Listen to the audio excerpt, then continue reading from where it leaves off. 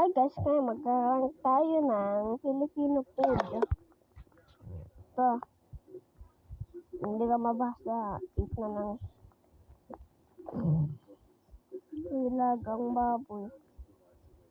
5. Bulalo.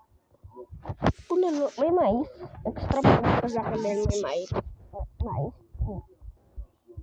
4 tosino. 4. Luping. Top 1. Top 1. Muna. 2.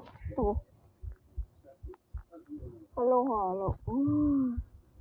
Dapat nilagay ko yung suto.